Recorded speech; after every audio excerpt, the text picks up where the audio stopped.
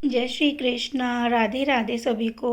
और आज की जो बहुत महत्वपूर्ण लीला है, इसी से आधारित प्रभु आगे जो भी लीलाएं होंगी, उन लीलाओं को प्रभु को किस रूप में आप तक पहुंचाना है वो प्रभु ही निर्धारित करेंगे। और वो ये सब संदेश आप तक पहुंचाना इसलिए चाह रहे हैं क्योंकि शायद आप सबको भी उससे जुड़कर ही उस भक्ति तक पहुंचना है, प्रभु के चरणों तक जाना है। आज की इस लीला में प्रभु जो कह रहे हैं उस बात को ध्यान से सभी भक्तगण ज़रूर सुने।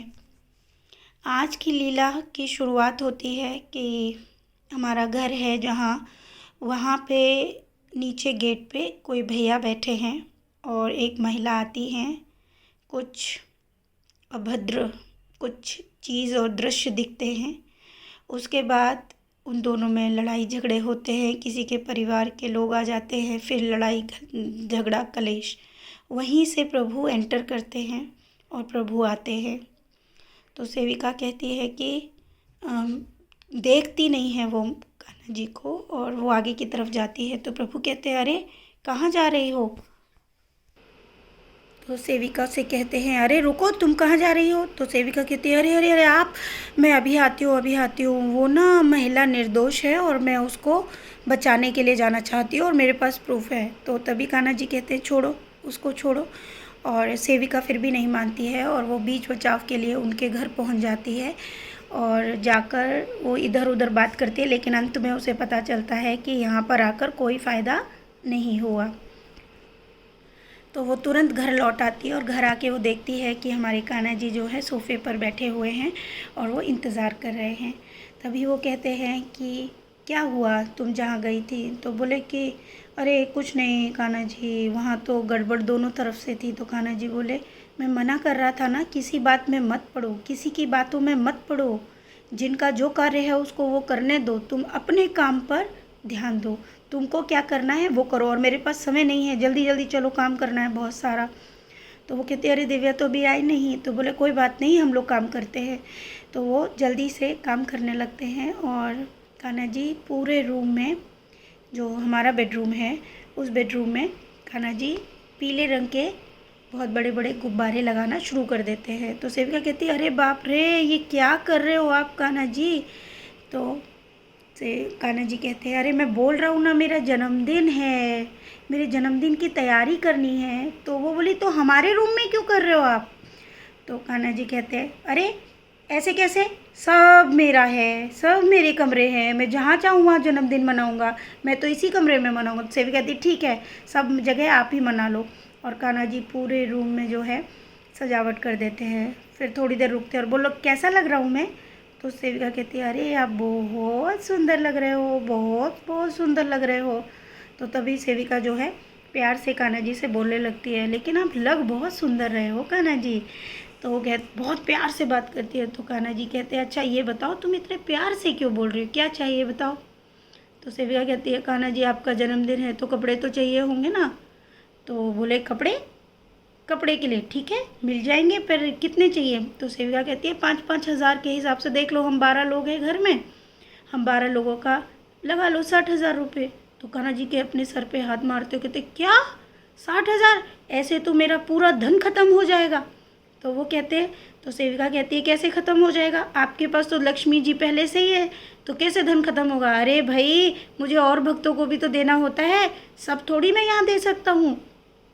और वैसे भी 5,000 के एक इंसान के कपड़े का क्या होगा बताओ ज़रा? तो सेविका कहती है, देखो कान्हा जी, कपड़े आएंगे, जूते आएंगे, बचेंगे पैसे तो घड़ी बड़ी आ जाएगी। तो कान्हा जी बोले, गलत बात है ये, ऐसे नहीं होता है। सोचो, जिनके पास बिल्कुल नहीं होता तो ऐसे नहीं करना है, इतने की ज़रूरत नहीं है, कम में कहाँ कोशिश करो। तो तभी कान्हा जी कहते हैं, और एक बात बोलो, मैंने तुम्हें कुछ काम दिया था, तुमने वो काम किया? तो सेविका बोली, अच्छा तो आप जानवरों को चारा खिलाने की बात कर रहे हो ना? तो कान्हा जी बोले, हाँ खिलाया। तो सेविका कहती है, कान्हा जी हर काम हर परोपकार तो पैसों से ही होता है, कैसे होगा? अब चारा लेने के लिए भी 200 रुपये का कट्टा देते हैं आपके वृंदावन में, बताओ कैसे खिलाएंगे? तो कान्हा जी बोले, अब तुम्हारे जो स्वयं का खर्चा है उसको कम करो, उसको कम करो और उसमें से उनके लिए निकालो, जब जाओ तब उनके लिए करना। तो सेविका बोली ये तो कोई बात नहीं हुई। तो बोले और क्या, अपने खर्चे तो तुमको कम करने पड़ेंगे, ये मैं चाहता हूँ। और कान्हा जी फिर कहते हैं देखो, जब तक तुम खुद को नहीं बदलोगे, जब स्वयं के अंदर आपके अंदर वो सफाई नहीं होगी तो बाहर कैसे होगी।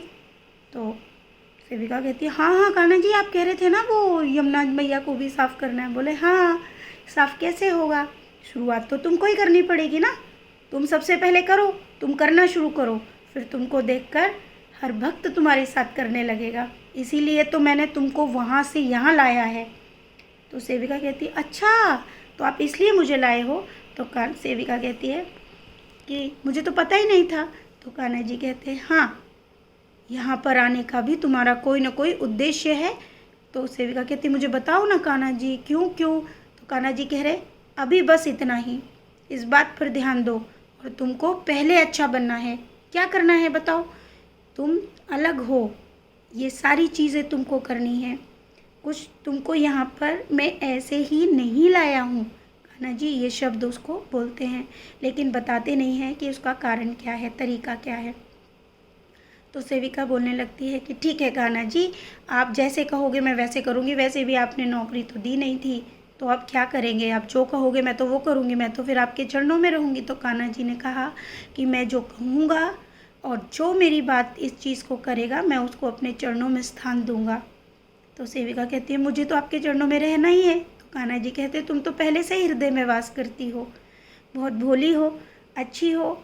इस तरह से कान्हा जी उसकी तारीफ़ करते हैं। तो तभी कान्हा जी कहते हैं अब खर्चा कम करना, ठीक है ना, और मैया के पास पैसे हैं, मुझे पता है। तो सेविका कहती है नहीं कान्हा जी, इतने पैसे थोड़ी है मैया के पास।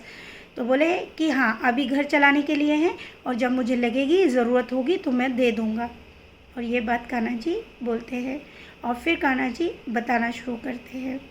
तो प्यारे भक्तों, अब सुनने वाली बात होती है, तभी कान्हा जी बीच में थोड़ा सा हंसाने के लिए करते हैं, और फिर कहते हैं अरे ये तो मुझसे गलती हो गई, मैंने तो तुम्हारे कमरे में लगा दिए ये गुब्बारे पर्दे, अब ये सब उठाओ, मैं तो मेरे कमरे में ही लगाऊंगा, अब चलो मेरे वाले कमरे में ही तैयारी करो और सजाओ। तो सेविका कहते देखा आपके ऊपर ही कितना खर्चा हो जाता है कान्हा जी। तो कान्हा जी कहते हैं देखो, मेरे ऊपर भले ही खर्चा मत करो, लेकिन जो मैं बता रहा हूँ वो ज़रूर करो, और अगर तुम करोगे तो तुम मेरे सबसे प्यारे भक्त हो, और इसी कारण से तुम लोग यहाँ पर हो। ये बात बोलकर कान्हा जी कुछ बातें बताते हैं जो मैं अभी नहीं बता रही हूँ वीडियोज़ में, लेकिन आप लोग सुन लीजिए, क्योंकि वो थोड़ा सा हमारी कुछ चीज़ें हैं मतलब ठीक नहीं लगती मुझे कि मैं वीडियोज़ में उसको बताऊं, लेकिन आप ये समझ लीजिए अब कान्हा जी ने ये जो उद्देश्य दिया है वो क्या उद्देश्य है जिसके लिए प्रभु ने इस परिवार को चुना है, और उसी परिवार में सेविका को जोड़ा है, क्योंकि वो बहुत ही पुण्यात्मा है, और जिसके कारण देखिए मैंने पहले ही कहा कि किसी एक इंसान के हाथ में कोई भी चीज़ नहीं होती है। मेरे जीवन का उद्देश्य कैसे पूर्ण होगा ये मैं भी नहीं जानती थी, क्योंकि मेरे साथ जो घटनाएं हैं वो प्रभु ने बताई मुझे जिस वक्त कैंसर था, मैंने पहले भी कहा, और वो चीज़ जुड़ते जुड़ते सेविका तक आ गई, और वो मेरे जीवन में आ गई, और आने के बाद 3 साल से अब सेवा में हैं, और सेवा करते करते प्रभु सब आ गए, और आने के बाद आज उन्होंने छोटा सा उदाहरण यानी छोटी सी पहेली को उन्होंने ओपन किया, और उन्होंने बताया कि इस जीवन में उस कार्य को करने के लिए प्रभु ने हम दोनों को जोड़ा है, और जोड़ने का जो माध्यम है वो एक से पूर्ण नहीं हो सकता था, उसको पूर्ण करने के लिए, और हम दो ही नहीं आप सबको भी शायद उसमें शामिल किया है प्रभु ने, शायद ही नहीं कहूँगी मैं तो पूर्ण रूप से कहूँगी कि आप सबको भी प्रभु ने शामिल किया है। तभी तो ये मैसेज देने के लिए उन्होंने, सब तक पहुँचाने के लिए प्रभु ने ये बात कही। सबसे पहली चीज़ कि प्रभु ने कहा कि हर भक्त को अपना घर साफ नहीं करना है, अपने घर के साथ साथ आपके बाहर का भी घर साफ करना है, और अपने घर के आसपास साफ करते करते वृंदावन पहुंचना है, और फिर वृंदावन को साफ करना है। तो भक्तों, इस बात को समझने के लिए अब बहुत सारी चीज़ें जो प्रभु तो बहुत शॉर्ट में बताते हैं, क्योंकि प्रभु के पास इतना वक्त नहीं होता। प्रभु ने स्वयं कहा कि जो मुझे हृदय में वास करके रखता है, जो मुझे नित्य प्रतिदिन याद करता है, मैं उसके पास बार बार जाता हूँ। लेकिन जो मुझे मतलब से याद करता है, मैं उसके पास भी जाता हूँ, लेकिन एक ही बार जाता हूँ। आप समझिए इस बात को। इस घर में उनको याद किया जाता है, प्रतिदिन प्रभु के साथ रहा जाता है, उनकी अच्छी बुरी हर चीज़ का पालन किया जाता है। बुरी तो कुछ हो नहीं सकती, लेकिन हमें इसलिए बुरी लग सकती है क्योंकि वो हमारे आलस्य को छुड़ाने के लिए होता है, हमारी बहुत सारी गलत चीज़ों को छुड़ाने के लिए होता है, दिन भर का काम होता है। प्रभु के भक्त ऐसे ही होते हैं। अब आते हैं पूर्ण बात पे कि प्रभु ने ये जो बात कहकर यहाँ पर समाप्ति दी और अपने दूसरे रूम में प्रभु ने सजावट करवाई। तभी प्रभु से सेविका कहती है, आपको पता है दिव्या का भी बर्थडे है? तो कान्हा जी कहते हैं, हाँ मुझे पता है, मुझे सब पता है। यहाँ पर प्रभु ने एक एक चीज़ को स्पष्ट किया है कि जब हमने कहा कि लेकिन हम तो सोच रहे थे प्रभु कि आपका जो जन्मदिन है हम वृंदावन में मनाएं, तो कान्हा जी क्लियर मना करते हैं और कहते हैं, नहीं, मैं जन्मदिन अपने घर में मनाऊंगा और यहीं रहूंगा, यही मेरा घर है। तो प्यारे भक्तों, जहाँ प्रभु वास करते हैं वो प्रभु का ही घर होता है, सबसे पहली चीज़। अब आते हैं प्रभु के मेन मुद्दे पर। मेरे जीवन का जो लक्ष्य है वो ये है कि मैं आप सब तक प्रभु के उन संदेशों को पहुंचा सकूं और उनका पालन करने का आप सबका है कि आप उस चीज़ का पालन करें। मैं तो पालन करूंगी ही। देखिए, शुरुआत स्वयं से करनी होती है। तो दिव्या सिंह शुरुआत करेगी, सेविका करेगी, दिव्या सिंह के बच्चे करेंगे, दिव्या सिंह का परिवार करेगा। साथ ही साथ अब भक्तों को भी प्रभु के बताए हुए आदेशों का पालन करना है। प्रभु ने स्पष्ट बहुत कुछ नहीं कहते, और वो मैं समझ गई हूँ कि प्रभु इतना स्पष्ट में एक एक शब्द नहीं बोल सकते, इतना समय नहीं होता प्रभु के पास। किस लिए उन्होंने हमें चुना वो भी मुझे समझ में आ गया। आज प्रभु ने जो संदेश दिया उसका एक इशारा अब आप समझिए, पॉइंट्स को नोट करिए। पहला पॉइंट, हम जब घर की सफाई करते हैं तो हमें अपने आसपास में जहाँ भी आपको गंदा दिखता है, खासकर रोटी, सब्ज़ी या कोई भी अन्न का दाना व्यर्थ में दिखता है, उसको हमें स्वयं उठाना है और उठाकर वो किसी भी जीव को देना है। पहली चीज़, अन्न का अपमान नहीं दिखना चाहिए कहीं भी। पहली चीज़ समझ लीजिए, सारे भक्तों के लिए है ये।